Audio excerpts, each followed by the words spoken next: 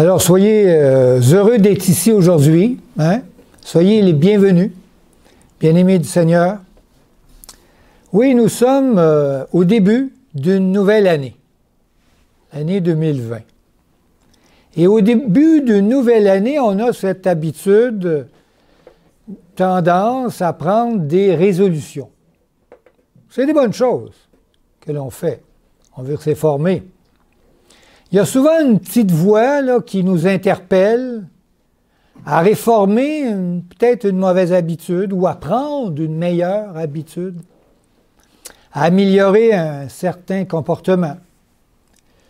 Mais souvent, on s'aperçoit que ces résolutions tiennent pas longtemps.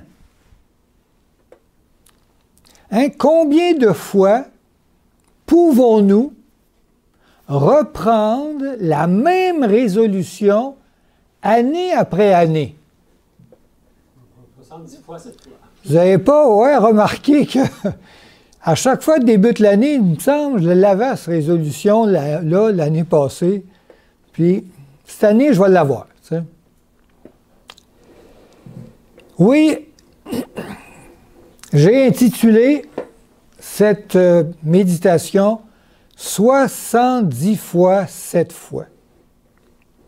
Vous rappelez-vous à quel endroit dans les Saintes Écritures cette expression-là est citée? C'est dans le livre de Matthieu, au chapitre 18, le verset 21. C'est dit, « Alors Pierre s'approcha de Jésus et dit, « Seigneur, combien de fois pardonnerai-je à mon frère lorsqu'il péchera contre moi? Sera-ce jusqu'à 7 fois? » Jésus lui dit, « Je ne te dis pas jusqu'à 7 fois, mais jusqu'à 70 fois 7 fois. » Ouais. Mais Pierre croyait qu'il y avait une limite au pardon de Dieu, comme beaucoup le croient d'ailleurs. Et que cette limite, lui, il avait fixée à 7 fois. Il me semble que... Oui, il nous arrive peut-être de pardonner à un ami 1, 2, 3 fois, là, c'est assez, hein? Mais il est assez difficile de pardonner jusqu'à 7 fois la même chose à la même personne. Et Pierre croyait que c'était une limite raisonnable. Hein? Alors il demande à Jésus, « C'est-tu correct? » Et Jésus répondit à Pierre qu'il nous faut pardonner 70 fois 7 fois. Ce qui donne 490 fois. Bon, il serait difficile, n'est-ce pas, de faire un compte pour chaque personne du nombre de pardons qu'on lui a accordé. Pour que quand on sera rendu à 490, on dit là, c'est assez. Non, je ne pense pas que Jésus voulait qu'on fasse ça. Je crois plutôt que Jésus voulait nous faire comprendre que nous devons toujours pardonner, sans limite. Amen. Amen. Mais est-ce que les Saintes Écritures nous démontrent, nous révèlent que le pardon de Dieu est-tu vraiment sans limite? Il me semble que... On va lire un texte qui va nous aider à se mettre dans l'esprit du Saint-Esprit. Dans Romains, chapitre 5, verset 20, Paul dit, « Là où le péché a abondé, la grâce a surabondé. » Wow! Oui, la grâce de Dieu, donc, ce qui est écrit là, est sans limite et même inconditionnelle. Le pardon de Dieu est plus grand que l'abondance de tous les péchés qu'on pourrait faire. et même les pires péchés, les plus odieux. Et de plus, Dieu pardonne sans attendre un signe de repentance. Car Dieu nous pardonne même avant que nous ayons fait la pire sottise de notre vie. Lisons un autre texte pour nous convaincre de cette chose. Dans Colossiens, chapitre 2, verset 13, il nous est dit « Vous qui étiez morts par vos offenses et par l'incirconcision de votre chair, » c'est nous ça, « il vous a rendus à la vie avec lui. » On parle de Jésus. « En nous faisant grâce pour toutes nos offenses. » Et toutes... Oui, passé, présent et futur. Amen. Oui, l'amour de Dieu est si grand qu'il n'attend pas une confession pour nous pardonner, comme certaines églises enseignent. Ici, c'est très clair, Dieu pardonne. Son amour couvre toutes nos fautes. Oui, l'amour, c'est marqué, excuse tout, croit tout, espère tout, supporte tout. On lit ça dans 1 Corinthiens 13. Lorsqu'un enfant vient au monde, c'est un beau bébé, il vient au monde, les parents ont un tel amour pour lui qu'ils sont prêts à pardonner toutes les bêtises que cet enfant va faire dans l'avenir. Ceux qui ont eu des enfants le savent bien. Et sans même attendre quelque chose en retour. Mais toutefois, les parents feront tout leur possible pour montrer à ce beau petit enfant à ne plus répéter les mêmes bêtises. N'est-ce pas? On va y dire, fais plus ça.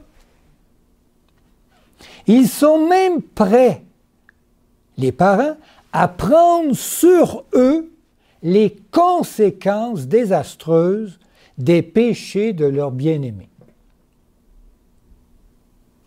Il en est de même pour l'amour de Dieu, qui pardonne et qui prend sur lui les conséquences de nos péchés, nous qui sommes ses enfants bien-aimés. Lisons un texte qui peut nous aider dans 2 Corinthiens 5, 19. Paul dit « Car Dieu était en Christ, réconciliant le monde avec lui-même, en n'imputant point aux hommes leurs offenses. Et il a mis en nous la parole de réconciliation. » C'est quand le regard de cet amour sans borne, quand on regarde cet amour sans borne à la croix qui s'est exprimée en Jésus, c'est là que on sent toute la conséquence de nos fautes, n'est-ce pas? Et que notre cœur est touché. Et qu'à ce moment, on tombe dans le pardon et on demande pardon à Dieu pour ce que nos péchés ont pu provoquer, n'est-ce pas? Et on tombe, ce qu'on appelle dans la repentance. Une repentance qui exprime qu'on ne veut plus pécher, qu'on ne veut plus produire ce péché dans l'avenir. Alors, si Dieu nous pardonne sans condition, pourquoi certains textes de la Bible semblent dire totalement le contraire? On va en lire un, ça va nous aider. On va lire celui-là dans 1 Jean, chapitre 1, verset 9, où c'est écrit. Beaucoup utilisent ce texte. C'est marqué « Si nous confessons nos péchés, il est fidèle et juste pour les pardonner et pour nous purifier de toute iniquité. » Hein? Il semble ici avoir une condition. Si nous confessons nos péchés. Bon, il est vrai que la confession fait partie du processus de pardon. Mais elle n'est pas une condition pour faire naître le pardon de Dieu. On va faire un exemple. Si je vous dis, par exemple, si vous allez au Sahara, vous allez avoir beaucoup de sable. Hein? Cette phrase est vraie, car si on va au désert du Sahara, là-bas, vous allez trouver beaucoup de sable. Mais si vous n'allez pas au Sahara, il va toujours y avoir beaucoup de sable. Même si vous n'y allez pas, le sable va toujours être là, n'est-ce pas? Alors, si nous confessons nos péchés, c'est vrai, le Seigneur nous accueillera dans son pardon et nous purifiera de toute iniquité. Mais, si nous ne confessons pas nos péchés, le pardon de Dieu, il est toujours là, prêt à nous recevoir. Il n'a jamais disparu. Puis il ne va pas naître parce qu'on vient demander pardon.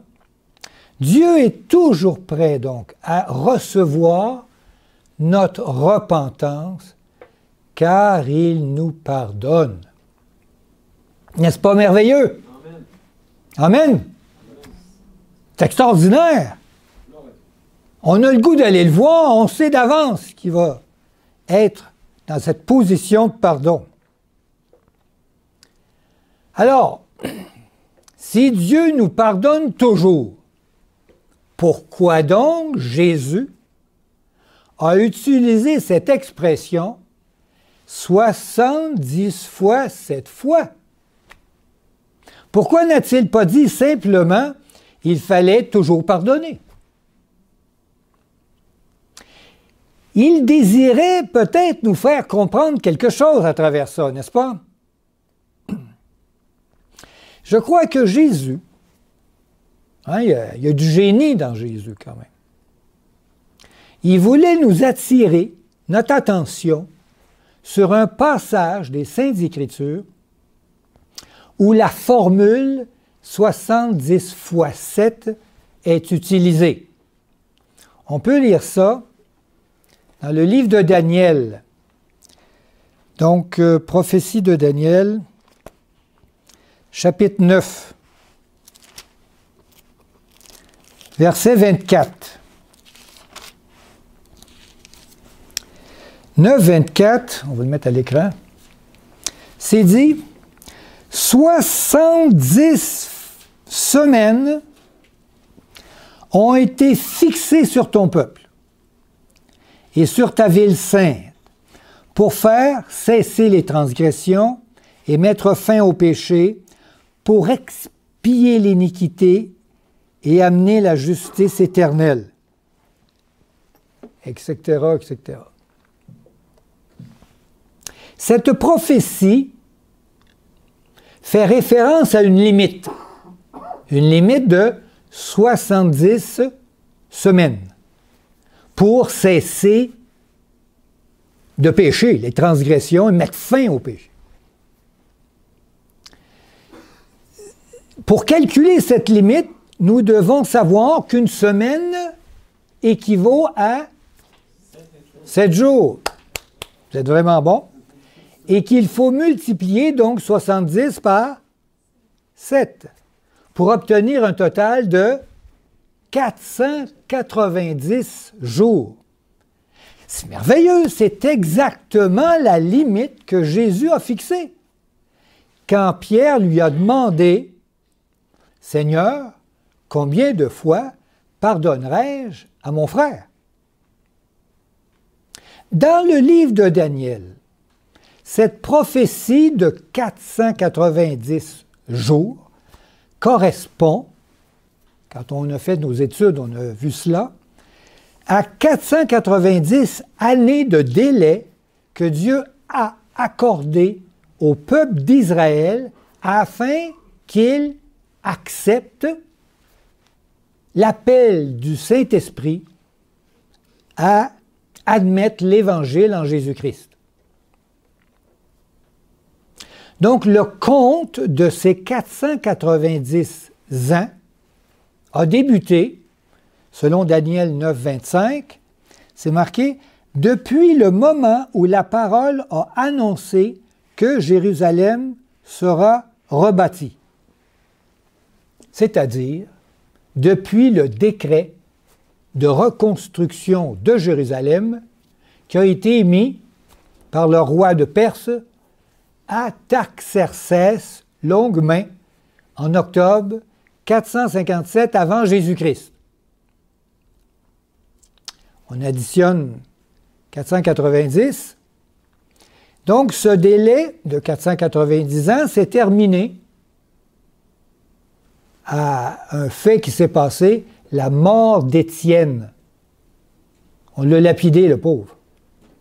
Homme plein de foi et d'Esprit Saint, qui fut lapidé en l'an 34 de notre ère, 3 ans et demi après la crucifixion de Jésus.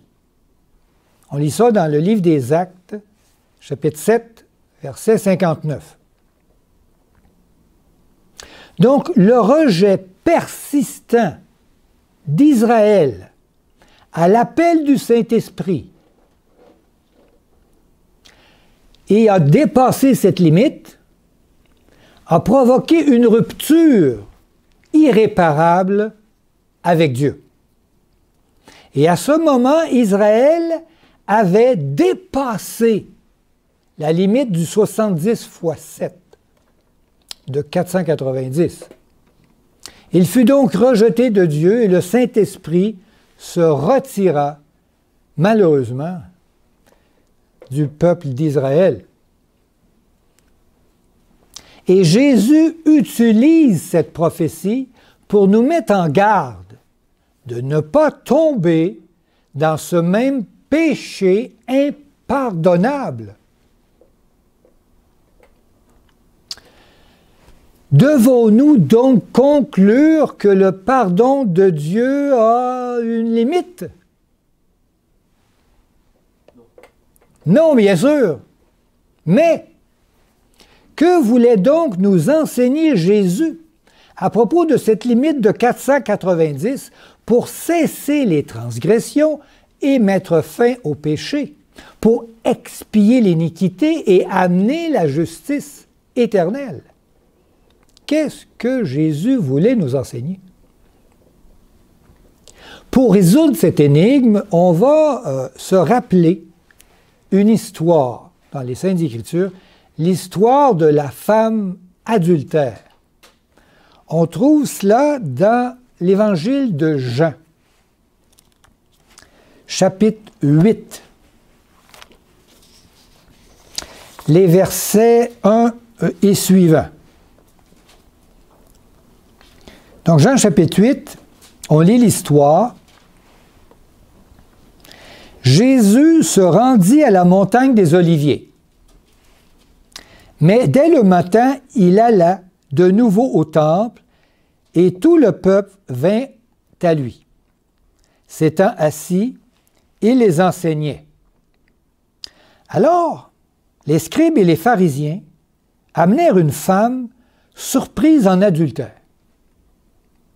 Et la plaçant au milieu du peuple, ils dirent à Jésus, « Maître, cette femme a été surprise en flagrant délit d'adultère. Moïse, dans la loi, nous a ordonné de lapider de telles femmes. Toi donc, que dis-tu? » Il disait cela pour l'éprouver, afin de pouvoir l'accuser. Mais Jésus, s'étant baissé, écrivait avec le doigt sur la terre. Comme il continuait à l'interroger, il se releva et dit, « Que celui de vous qui est sans péché jette le premier la pierre contre elle. » et s'étant de nouveau baissé, il écrivait sur la terre. Quand ils entendirent cela, accusés par leur conscience, ils se retirèrent un à un, depuis le plus âgé jusqu'au dernier. Et Jésus resta seul avec la femme qui était là, au milieu. Alors, s'étant relevé, et ne voyant plus que la femme, Jésus dit, « Femme, où sont ceux qui t'accusaient? Personne ne t'a-t-il condamné? » Elle répondit, « Non, Seigneur. » Et Jésus lui dit, « Je ne te condamne pas non plus. Va et ne pêche plus. » J'ai mis ce dernier verset à l'écran. Il est vrai que le péché d'adultère de cette femme méritait la mort, selon la loi de Moïse, dictée par Dieu. N'est-ce pas? Mais Jésus désirait leur enseigner que ce péché mortel était pardonné en Jésus-Christ. Wow! C'est une nouveauté pour eux autres. Et avec génie et habileté, Jésus écrivit sur le sable les plus odieux péchés des scribes et des pharisiens, un à un. Et quand ils virent cela, accusés de leur conscience, ils se retirèrent un à un, depuis le plus âgé jusqu'au dernier. Et Jésus resta seul avec la femme qui était là au milieu. Par la suite, Jésus exhorta la femme adultère en lui disant quoi? « Va et ne pêche plus. Fais plus ça. » Et si Jésus a osé lui dire « Va et ne pêche plus », il a demandé ça, c'est qu'il sûrement lui a aussi donné la force de vaincre cette faiblesse, n'est-ce pas? Il n'a pas demandé quelque chose qu'elle ne pouvait pas faire. Tout l'univers était prêt à s'ébranler pour que cette parole toute puissante du Dieu créateur se réalise, va et ne pêche plus. Wow!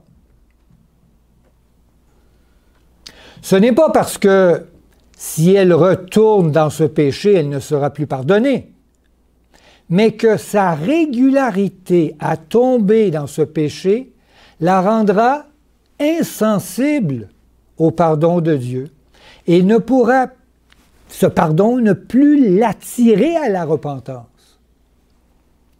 Une repentance à salut. Et elle finira par ne plus désirer avoir la force de vaincre ce péché destructeur. Cette limite de 490 n'est pas une limite de Dieu,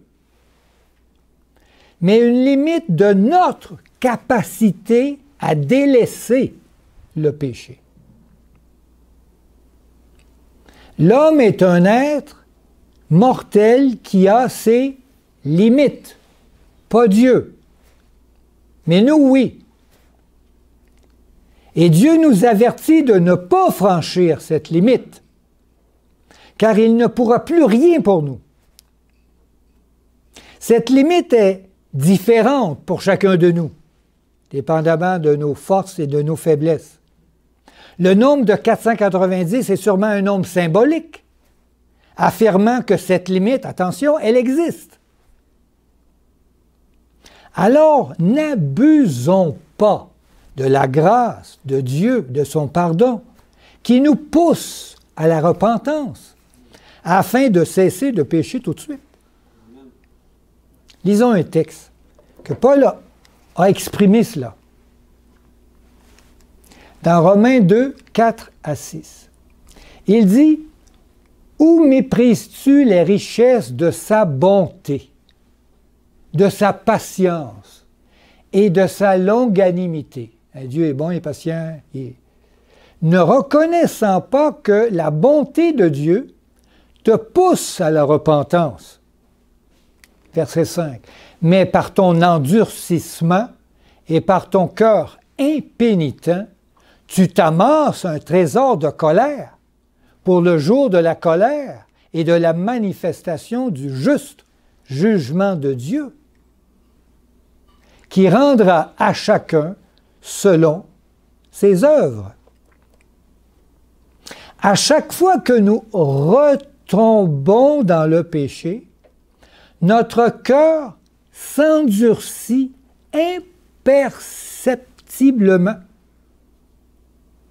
et notre esprit devient plus sourd aux appels de Dieu. Il est extrêmement dangereux d'abuser du pardon de Dieu. Nous ne devons pas jouer avec cette limite, car nous ne savons pas quand le Saint-Esprit ne pourra plus nous attirer à lui. Jésus nous a avertis de ce tragique danger, et il a dit une parole forte à ce sujet. On peut lire ça dans Matthieu 12, 32. Jésus dit, je lis la version Sommeur, « Si quelqu'un s'oppose au Fils de l'homme, il lui sera pardonné. Mais si quelqu'un s'oppose au Saint-Esprit, il ne recevra pas le pardon ni dans la vie présente, ni dans le monde à venir. » Wow! Quand nous entendons la voix de Dieu dans notre cœur, qui nous dit « Va et ne pêche plus », nous devons obéir tout de suite, accepter immédiatement cette réforme dans notre vie. Faire cela serait notre plus importante résolution pour l'année 2020. Amen. Dieu est toujours prêt à nous pardonner. Mais notre désir de faire la volonté de Dieu, va et ne pêche plus, s'affaiblit à chaque retombée.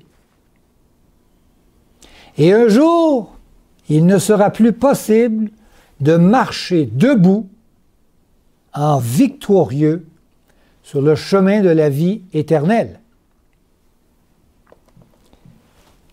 Vous savez que pour que le Saint-Esprit arrive à toucher notre cœur et à nous attirer à lui et à prendre une directive meilleure, il a fallu le sacrifice du Fils de Dieu.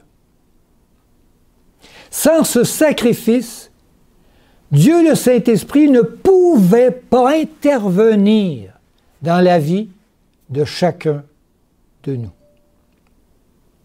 Quand nous rejetons le Saint-Esprit, nous rejetons Dieu et son amour même en Jésus-Christ. À ce moment, Dieu n'a plus de ressources. Il ne sait plus comment faire pour nous ramener à lui, car il a tout donné. Il a même donné sa propre vie. Il ne sait plus quoi donner pour nous ramener à lui dans notre cœur. Qu'est-ce qu'il peut faire de plus? Lisons un texte dans Hébreux. Paul a compris cela. Il disait, « Car il est impossible, dans Hébreux 6, 4 à 6, « Car il est impossible que ceux qui ont été une fois éclairés, c'est peut-être nous ça, qui ont goûté le don céleste, qui ont eu part au Saint-Esprit, qui ont goûté la bonne parole de Dieu et les puissances du siècle à venir, et qui sont tombés, soient encore renouvelés et amenés à la repentance, puisqu'ils crucifient pour leur part le Fils de Dieu et l'exposent à l'ignominie. » C'est dangereux. Aujourd'hui, après 2000 ans, notre connaissance de l'amour de Dieu est beaucoup plus grande qu'au jour où nous avons crucifié le Fils de Dieu. Hein? La lumière de la vérité en Jésus-Christ nous a tous réchauffé le cœur. Le Saint-Esprit est devenu plus efficace car nous avons reçu la bonne parole de Dieu. Rejeter cet appel aujourd'hui devient infiniment plus grave qu'au jour du Christ. Ne sous-estimons pas la gravité d'un seul péché. Un seul péché conscient a des conséquences incalculables sur notre entourage. Le péché a une telle puissance de destruction que toute demande pour corriger, pour pardonner ce péché, est une demande de recrucifixion du Christ. Retourne à la croix. Chaque fois que nous rejetons la voix du Saint-Esprit dans notre cœur, nous crions à l'intérieur, crucifiez-le. Chaque péché désiré provoque une insupportable souffrance à Christ. Et sa déception est au-delà de toute description. Lisons un autre texte dans Hébreux 10, verset 26. « Car si nous péchons volontairement après avoir reçu la connaissance de la vérité, il ne reste plus de sacrifice pour les péchés. Il n'y en a plus de meilleur.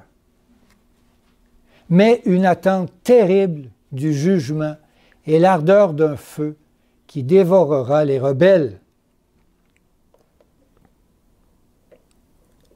Mais avons-nous dépassé la limite humaine de repentance? Êtes-vous déjà posé cette question? Sommes-nous tombés dans ce péché impardonnable? Ça fait tellement longtemps qu'on devrait arrêter de pécher. Après des années de résolutions manquées, hein, cette question n'est pas arrivée dans votre tête?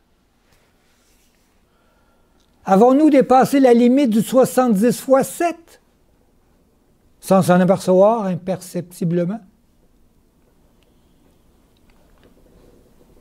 Je ne connais pas les mobiles personnels que vous avez d'être ici aujourd'hui, mais je crois que si vous êtes ici aujourd'hui, et je l'espère, c'est que votre cœur est encore sensible à l'amour de Dieu. Et que le Saint-Esprit peut encore vous donner la victoire sur toutes vos faiblesses. Amen. En tout cas, je l'espère. Car Dieu dit dans Ésaïe, il dit « J'efface tes transgressions comme un nuage et tes péchés comme une nuée. Reviens à moi, car je t'ai racheté. »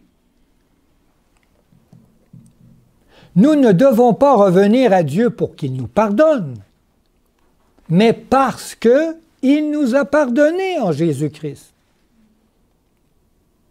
Si votre cœur est encore sensible à l'amour de Dieu qui s'est exprimé en Jésus-Christ par son sacrifice à la croix, alors vous n'avez pas commis le péché impardonnable. Vous pouvez revenir à lui de tout votre cœur et il vous accueillera les bras ouverts et effacera tous vos péchés, quelle que soit la gravité de vos péchés. Et en plus, il va vous dire « va et ne pêche plus ». Et quand cette parole, il a dit, il donne la puissance qui va avec pour qu'on puisse la réaliser. Amen. Amen. Ésaïe disait aussi, dans chapitre 1, verset 18, « Venez et Plaidons, dit l'Éternel. Si vos péchés sont comme le cramoisi, ils deviendront blancs comme la neige. S'ils sont rouges comme la pourpre, ils deviendront comme la laine. Il va tout laver. Amen. Amen. Oui, Dieu est toujours prêt à pardonner. Mais maintenant, il nous dit, va et ne pêche plus. Alors, sans attendre, revenons à Dieu. Avant d'atteindre notre limite impardonnable du 70 fois 7 fois. Alors que Dieu vous garde victorieux dans son amour. Amen. Amen. Amen.